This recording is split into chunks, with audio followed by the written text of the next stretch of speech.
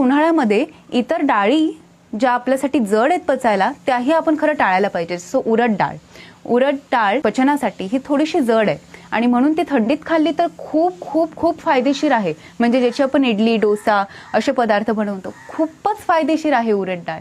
पण उन्हाळ्याच्या वातावरणामध्ये ती पचायला जराशी जड आहे. तर अशा वेळेस आपण मूग डाळीचा नक्की आपल्या आहारामध्ये वापर करू शकतो, कारण ती पचायला हलकी आहे.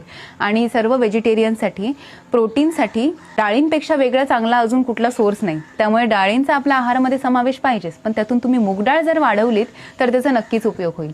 तूर डाळ आणि मसूर डाळ याचाही उपयोग तुम्ही उन्हाळ्यामध्ये थोडा कमी प्रमाणामध्ये करू शकता, पण जास्त प्रमाणामध्ये नक्कीच मूग डाळ तुम्हाला उपयुक्त ठरेल. तसंच जे जुनं धान्य असतं ना, ते तुम्हाला जर कुठे मिळत असेल, अवेलेबल होत असेल तर ते घ्या, कारण जुनं धान्य हे पचायला सोपं असतं. तर शरीराची इम्युनिटी वाढवण्यासाठी आपल्याला या सगळ्या गोष्टी करणं महत्त्वाचं आहे.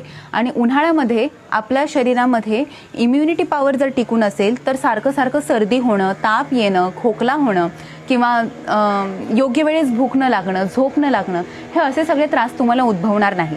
जर शरीरामधली हीट कंट्रोल असेल तर तुम्हाला ॲसिडिटीचा त्रास किंवा पोट गच्च वाटण्याचा त्रास किंवा भूक न लागण्याचा त्रास हा तुम्हाला होणार नाही. त्यामुळे महत्त्वाच्या गोष्टी लक्षात ठेवा. रात्री उशिरा खाऊ नका, उशिरा जेवू नका.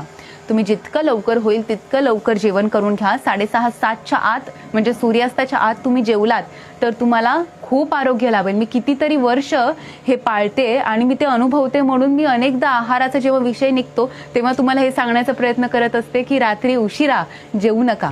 तर जेव्हा भूक लागते तेव्हा नक्कीच मी मग दूध पिते. म्हणजे कसं की जर भूक लागली तर आपण दूधही पिऊ शकतो आणि आता उन्हाळ्याच्या वातावरणामध्ये दूध आपण प्यायलो तर ते शरीरासाठी उपयोगीही ठरतं, हे आपल्याला आयुर्वेद सांगतं. त्यामुळे तुम्ही नक्कीच जेवण स्किप करून कधी कधी दूध घेऊ शकता. तर अशा प्रकारे आपण सर्वच फळांचा आणि सर्वच पदार्थांचा आनंद घेऊ शकतो, पण नियंत्रणात. त्यामुळे तुम्ही नियंत्रण स्वतःवरती ठेवा, सर्व पदार्थांचा आनंद घ्या, तुमचं आरोग्य हे उत्तम ठेवा. धन्यवाद.